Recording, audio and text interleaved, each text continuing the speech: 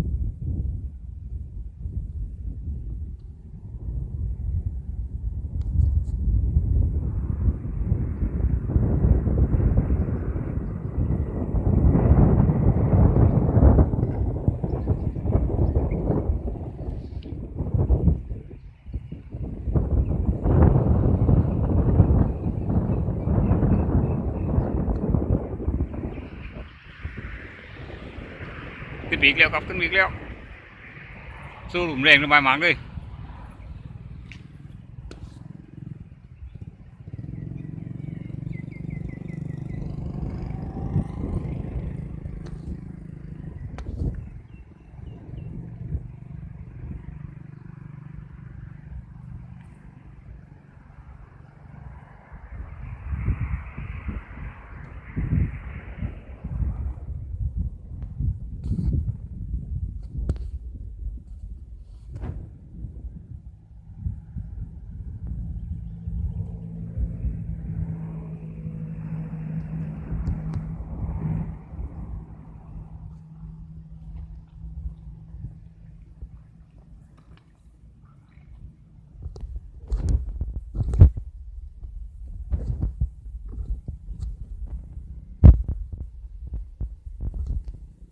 ไปถึงครับ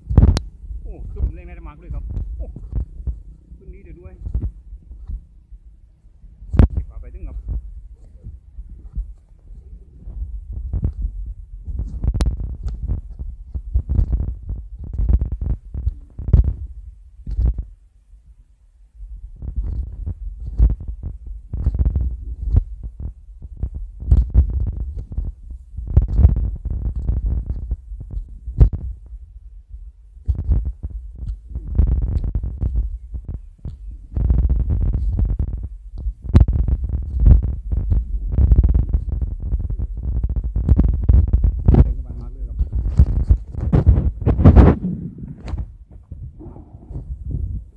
นัดกันมาเปล่าเนี่ยเลยตู้หลุมเร่งเลยสบายเลย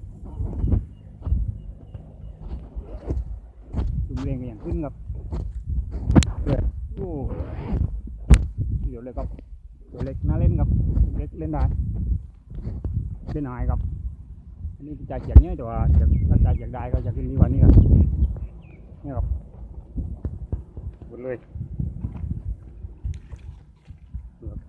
ปั่นเปล่าครับ